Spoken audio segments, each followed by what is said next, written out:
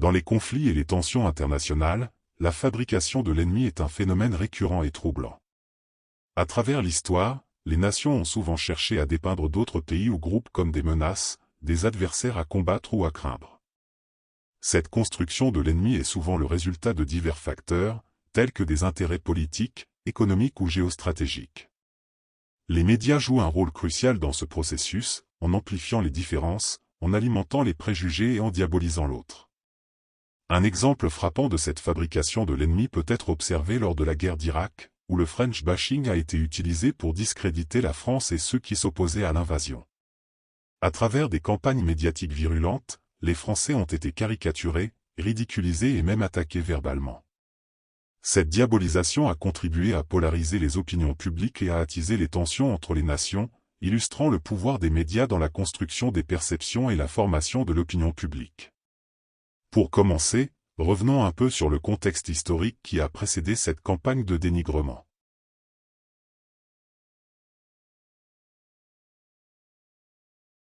Accusé de soutenir le cerveau des attentats, Oussama Ben Laden, et de posséder des armes de destruction massive, les États-Unis cherchent à former une coalition pour envahir l'Irak. Cependant, les preuves contre le régime de Saddam Hussein concernant la possession d'armes de destruction massive sont peu convaincantes, et le lien entre l'Irak et les attentats du 11 septembre manque de fondements probants. Dans cette perspective, la France refuse de rejoindre la coalition, optant plutôt pour une approche pacifique basée sur le dialogue et la diplomatie plutôt que sur la guerre. L'opposition de la France, ainsi que celle de quelques autres pays, à ce plan d'action initial et à la guerre contre l'Irak n'a pas été bien comprise. Cette position a suscité un profond sentiment d'injustice et de colère au sein de l'administration et de la société américaine, conduisant rapidement à une vague de francophobie généralisée, atteignant son paroxysme en 2002 et 2003, avant de diminuer progressivement sans toutefois disparaître complètement. La conviction absolue de ceux qui avaient adopté la posture morale américaine ne tolérait aucune contestation ni aucun doute. Ainsi, le choc a été considérable lorsque le président Jacques Chirac a laissé entendre en 2002 qu'il n'était pas en faveur de la guerre contre Saddam Hussein, mais plutôt en faveur de la présence d'inspecteurs de l'ONU en Irak pour vérifier la possession éventuelle d'armes de destruction massive. L'incompréhension était à son comble lorsque la France a clairement indiqué qu'elle utiliserait son droit de veto au Conseil de sécurité des Nations Unies, et qu'elle avait tenté de former une coalition anti-américaine, notamment lors d'une brève visite du ministre français des Affaires étrangères Dominique de Villepin au Cameroun, en Guinée et en Angola, pays membres non permanents du Conseil de sécurité à l'époque. La position française a été délibérément déformée par la Grande-Bretagne. En résumé, Tony Blair, Premier ministre du Royaume-Uni, n'a jamais obtenu une deuxième résolution parce que les Français ne l'auraient pas admis. Une interview très citée du président Chirac à la télévision française est utilisée comme preuve.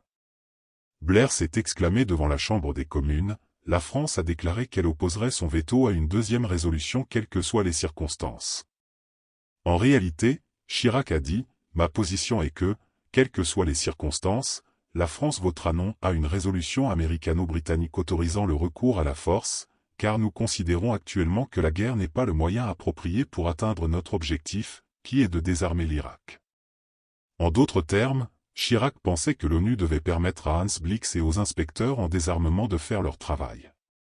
Les Français affirmaient que si des armes étaient découvertes, l'ONU aurait alors décidé de la marche à suivre. La guerre aurait été une option dans ce cas. Tony Blair a qualifié le « non » français de « déraisonnable » et a soutenu qu'il devait donc être ignoré. Blair, Strauss et Joffun ont largement utilisé cette version déformée de la position française lors des réunions du cabinet et devant la Chambre pour convaincre les députés travaillistes réticents. Pour certains, cet argument les a incités à voter en faveur de la guerre.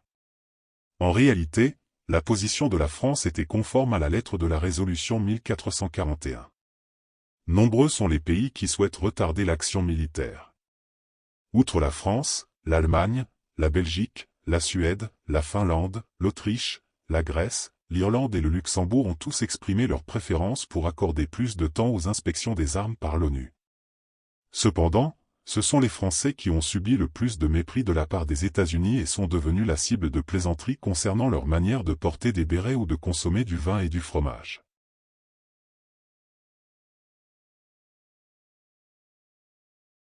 Les médias américains et la presse à sensation britannique ont exploité cet incident pour déclencher l'une des pires vagues de francophobie de mémoire d'homme. Les Français ont été affublés de surnoms tels que « les singes capitulants mangeurs de fromage ». Le journal de Rupert Murdoch a intensifié son attaque en désignant le président Chirac comme « putain de Saddam Hussein » dans une édition spéciale parisienne. La première page proclamait « l'un est un tyran corrompu qui met en danger nos troupes, se moque de la Grande-Bretagne, s'attaque à la démocratie et menace la paix mondiale ». L'autre est Saddam Hussein. Le comédien Denny Miller a ironisé en disant « la seule façon pour les Français de participer, c'est si nous leur disons qu'il y a des truffes en Irak ». Le représentant américain Roy Blunt a plaisanté en disant « savez-vous combien de Français il faut pour défendre Paris ? Personne ne le sait, cela n'a jamais été tenté. » D'autres blagues ont suivi, comme celle sur le fusil de l'armée française mis en vente sur eBay avec la description « jamais utilisé, abandonné une fois ». Et celle-ci, « faire la guerre sans les Français, c'est comme partir à la chasse au cerf sans son accordéon ». Le New York Post a qualifié la France et l'Allemagne d'axe de la belette, publiant même une photo truquée en première page montrant des ambassadeurs français et allemands avec des têtes de belettes géantes, animal symbolisant la ruse et la trahison. Ces attaques ont été soutenues par des références historiques telles qu'une citation de Mark Twain datant de 1879, « Il n'y a rien de plus bas que la race humaine, à l'exception des Français ». En avril, Newsweek a rapporté la découverte, possible, de missiles français Roland 2 en Irak, malgré l'arrêt de la production de ces missiles en 1993. En mai, Bill Gertz a fait de nouvelles allégations dans le Washington Times, affirmant que la France avait fourni des passeports pour aider des Irakiens à fuir, ce qui a été contesté par l'ambassade de France à Washington. Malgré le manque de preuves, ces allégations ont continué à être relayées, notamment par le président du comité judiciaire de la Chambre des représentants, James Sansambrené. Les accusations de William Safire du New York Times ont également contribué à la diabolisation de la France. Cependant, ces accusations, publiées dans la section éditoriale, n'ont pas été corrigées malgré les contestations, ce qui a permis à Safire de continuer à propager des opinions anti-françaises sans fondement. Les médias de Rupert Murdoch ont également joué un rôle important dans cette campagne anti-française, en encourageant la guerre en Irak, en dénigrant la France et en utilisant des stéréotypes et des insultes négatives pour la décrire, allant de Fox News au Weekly Standard, en passant par le New York Post et le Sun britannique. Des animateurs radio à Atlanta ont incité les auditeurs à détruire une voiture Peugeot avec une masse. Les comédiens des talk-shows ont régulièrement recyclé des blagues sur la supposée faiblesse et lâcheté des Français. Dans une colonne du New York Post, le chroniqueur Steve Dalivy a reproché à la France d'avoir oublié les sacrifices des soldats alliés en Normandie, se demandant où étaient les Français lorsque les Américains se préparaient à combattre l'Hitler d'aujourd'hui, Saddam Hussein. Une caricature du même journal a dépeint une autruche avec le commentaire « L'oiseau national de la France ». Christopher Hitchens, dans le Wall Street Journal, a qualifié Jacques Chirac de « monstre de vanité » et d'abject procureur de Saddam, ou encore « le rat qui essayait de rugir ». George Will, dans le Washington Post, a critiqué le ministre français des Affaires étrangères, Dominique de Villepin, le décrivant comme « huileux » et d'avoir lancé la France dans « un exercice pour lequel la France a souvent affiné son savoir-faire depuis 1870, c'est-à-dire se retirer, cette fois dans l'incohérence ». Thomas Friedman, dans le New York Times, a suggéré de remplacer la France par l'Inde au Conseil de sécurité, affirmant que l'Inde était tellement plus sérieuse et que la France était obsédée par son besoin de se distinguer des États-Unis. Max Boot, du Wall Street Journal, a déclaré que la France était en déclin depuis 1815 et était agacée par le fait que son rôle dans le monde soit usurpé par les Américains de gauche. Bill O'Reilly, l'un des commentateurs politiques américains les plus populaires, a suggéré aux Américains de boycotter les produits français. Le boycott des produits français s'est répandu, et même les recherches Google ont été manipulées. En 2003, sur la version anglophone du moteur de recherche, une recherche de French Military Victory renvoyait un résultat indiquant « Did you mean French Military Defeats ?» Ainsi, au lieu de trouver des informations sur les victoires militaires françaises, les utilisateurs se voyaient présenter une fausse page listant uniquement les défaites. Le ton de la rhétorique anti-française est devenu de plus en plus agressif. Lorsque Laurence Simon, correspondante de France Inter à Washington, a tenté d'expliquer la position de son gouvernement sur Fox News, elle a été interrompue par le présentateur qui lui a lancé « avec des amis comme vous, qui a besoin d'ennemis, avant de la couper de l'antenne. Des remarques insultantes ont également été faites dans des émissions de divertissement. Par exemple, Denny Miller s'est adressé aux Français dans l'émission Tonight Show, en déclarant sarcastiquement, après avoir eu le bon goût de couper les poils des aisselles de la statue de la liberté que vous nous avez offerte. Je dis que nous envahissons l'Irak, puis envahissons Chirac. Vous faites passer un tuyau du champ de pétrole jusqu'à la tour Eiffel, vous l'abattez et vous obtenez le plus grand derrick de pétrole du monde. Je qualifierais les Français de salauds. Mais cela, bien sûr, ne rendrait pas service au sac rempli d'écume. Des ouvrages comme The French Betrayal of America de Kenneth R. Timmerman, publié en 2005, ont alimenté cette hostilité en recensant ce qu'il décrit comme les « turpitudes » françaises, affirmant que la France avait trahi les États-Unis et était complice de Saddam Hussein depuis 1975. Thomas Friedman du New York Times a déclaré que la France était en train de devenir l'ennemi de l'Amérique et qu'elle souhaitait voir l'Amérique échouer en Irak. Pour Christopher Hitchens, correspondant régulier de Vanity Fair et figure de la gauche intellectuelle, Chirac était homme à se laisser corrompre par Saddam Hussein, le comparant à un personnage de roman avec ces mots, un homme tant habitué à la corruption qu'il paierait volontiers pour s'acheter lui-même afin de se procurer du plaisir. Du côté de l'Angleterre, les attaques n'étaient pas en reste. Le tabloïd The Sun a caricaturé Jacques Chirac en vers de terre dans une édition papier distribuée en France même, titrant en français « Chirac est un ver ». Dans les émissions télévisées du soir, les humoristes se sont livrés à des moqueries. Conan O'Brien, une des figures de proue de la chaîne NBC, s'est interrogé « Vous savez pourquoi la France ne veut pas bombarder Saddam Hussein ? Parce qu'il est les États-Unis, qu'il aime les maîtresses et qu'il porte des bérets. Parce qu'il est français, tout simplement. » Une station de radio de Las Vegas a utilisé un véhicule blindé pour détruire des photographies du président français Jacques Chirac, des photocopies du drapeau français, un guide de voyage de Paris, des bouteilles de vin et une miche de pain français. Le 15 mai 2003, l'ambassadeur de France aux États-Unis a pris la décision inhabituelle d'écrire une lettre publique aux responsables de l'administration et aux membres du Congrès pour dénoncer la diffusion de fausses informations sur la France. Un article publié le même jour dans le Washington Post à propos de cette lettre indiquait clairement qu'il se plaignait non seulement de l'imagination fertile de certains médias, mais aussi d'une campagne organisée de désinformation menée au sein de l'administration Bush. Examinons les preuves présentées. La lettre de l'ambassadeur énumère 8 allégations, couvrant la période de septembre 2002 à mai 2003, toutes réfutées et démenties en détail par le service de presse de l'ambassade. En septembre 2002, le New York Times a avancé que la France et l'Allemagne avaient fourni à l'Irak des interrupteurs de haute précision utilisés dans la fabrication d'armes nucléaires. Le mois suivant, le Washington Post a affirmé que la France, ainsi que la Russie, l'Irak et la Corée du Nord, détenaient des souches humaines du virus de la variole, en violation des directives de l'OMS. Les affirmations se sont ensuite multipliées. En mars, Bill Gertz du Washington Times, un journal conservateur, a déclaré que 2 sociétés françaises avaient vendu à l'Irak des pièces détachées pour avions et hélicoptères. Plus tard ce même mois, le chroniqueur conservateur William Safire a lié la France à un projet complexe où un intermédiaire français aurait facilité l'acquisition, par l'Irak via la Syrie, de composants chimiques pour missiles. Au début d'avril, une fois la guerre déclenchée, le représentant Joe Scarborough, connu pour avoir soutenu un projet de loi visant à retirer les États-Unis des Nations Unies dans les années 1990, a accusé la France de fournir à l'Irak des avions, des missiles, des véhicules blindés, des équipements radars et des pièces de rechange pour les avions de combat irakiens.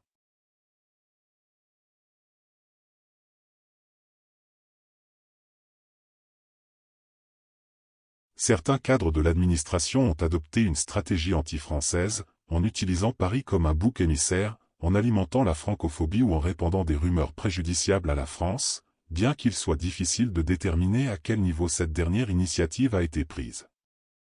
2 membres du Congrès républicain ont même réussi à convaincre les cafétérias de la Chambre des représentants de changer le nom des French fries, frites françaises, en Freedom Fry, les frites de la liberté, et celui du French toast, pain perdu, en Freedom Toast. Le French bashing s'est même manifesté en Louisiane, qui a longtemps résisté aux sentiments anti-français, jusqu'à ce que le président Chirac refuse de soutenir la guerre en Irak. Un mouvement s'est alors formé pour empêcher Chirac d'assister à une reconstitution de l'achat de la Louisiane le 20 décembre à la Nouvelle-Orléans. Bobby Jindal, candidat républicain au poste de gouverneur, a déclaré « Le président Chirac n'est pas disposé à se tenir aux côtés du président Bush et de notre pays lorsque nous en avons besoin en Irak. Je ne pense donc pas qu'il devrait se tenir à nos côtés en décembre. » En mars 2003, on a attribué, à tort ou à raison, à Condoleezza Rice, conseillère en sécurité nationale du président Bush, une phrase incendiaire, jetant un voile sombre sur les relations franco-américaines, « Il faut ignorer l'Allemagne, pardonner à la Russie et punir la France. » Dans un autre contexte, le sénateur John McCain a comparé les Français à une actrice vieillissante des années 40, essayant de se délecter de son apparence sans en avoir le visage pour cela.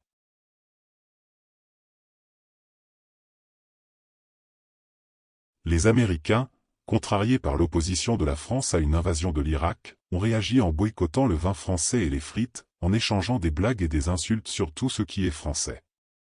À Beaufort, Caroline du Nord, un restaurateur a retiré les frites de son menu et les a remplacées par des « frites de la liberté ». À West Palm Beach, le propriétaire du bar Ken Wagner a jeté tout son stock de vin et de champagne français dans la rue, promettant de servir uniquement des vins provenant de pays soutenant la politique américaine. Le commissaire du comté de Palm Beach, Burt Aronson, a déclaré qu'il ferait tout son possible pour empêcher une filiale du conglomérat français Vivendi d'obtenir un contrat gouvernemental de 25 millions de dollars pour la construction d'une usine de traitement des boues. L'attitude de la France envers les États-Unis est déplorable. Je ne veux pas qu'une quelconque entreprise française gagne de l'argent grâce aux intérêts américains, a déclaré Aronson, âgé de 75 ans. Nous avons laissé des milliers de nos hommes et femmes en France, dans la clandestinité. Il est fort possible que si nous n'y avions pas envoyé nos troupes, les Français parleraient tous allemand. Sofitel, une chaîne hôtelière française, a rapidement retiré les drapeaux français flottant devant ses 10 propriétés américaines, les remplaçant par des drapeaux d'État ou de ville américains. Le « French bashing » a eu des répercussions sur certaines entreprises. Les ventes de Mewi, un magasin de Bellevue, dans l'État de Washington, qui vend exclusivement des articles d'ameublement et du vin français, ont chuté de 50%, selon la propriétaire Molly Marking. Des professeurs de français ont rapporté des cas de harcèlement. Dans un restaurant, 2 professeurs parlaient français en privé et un serveur s'est approché d'eux pour exprimer sa désapprobation à l'égard de leur pays, a déclaré Warren Perrin, président du Conseil pour le développement du français en Louisiane. En fait, il venait de Belgique. Un groupe se faisant appeler Citoyens pour une action directe a appelé à l'annulation des liens entre Lafayette et les villes sœurs de Belgique et de France. Philippe Gustin, directeur des relations internationales de la ville de Lafayette, avait exprimé ses inquiétudes quant à une éventuelle diminution du nombre de touristes français et belges au Festival international de Louisiane à Lafayette en avril, où des ambassadeurs du Canada et de Belgique étaient attendus. À la Nouvelle-Orléans, Olivier Bonny, un architecte français, a observé. Ce n'est pas exactement du harcèlement, mais plutôt une tension sous-jacente. On sent que les gens ne comprennent pas la position de la France. Hélène Clément, coordinatrice de sensibilisation communautaire, a mentionné que ses amis français ou étudiants français avaient été harcelés, y compris des personnes qui vivent ici depuis des années. Elle a également déclaré avoir reçu des courriels désagréables après avoir pris position contre le « French bashing » lors d'une interview précédente. Des autocollants dénonçant la trahison française étaient apposés sur les voitures. Des t-shirts étaient imprimés avec des slogans recommandant de s'en prendre d'abord à l'Irak, ensuite à la France. Lors de rassemblements publics, des banderoles réclamaient que la France soit bombardée en premier.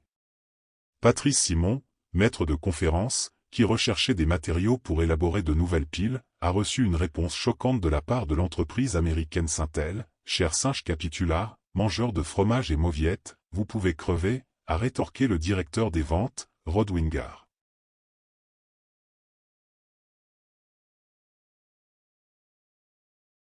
Le French bashing pendant la guerre d'Irak a été un phénomène marquant, illustrant l'ampleur des tensions internationales et les conséquences potentiellement dommageables de la manipulation médiatique. Les exemples abondent, allant du boycott des produits français et des insultes dirigées contre les Français jusqu'aux attaques personnelles et à la désinformation systématique. Cet épisode démontre la puissance des médias dans la formation de l'opinion publique et souligne l'importance cruciale de la vigilance face à la propagande. Les médias, qu'ils soient américains, britanniques ou autres, ont amplifié les divisions et alimenté les préjugés, transformant un différend politique en une campagne de dénigrement virulent. De plus, cela met en lumière la facilité avec laquelle les médias peuvent déformer la réalité et manipuler les perceptions, même au sein de pays alliés.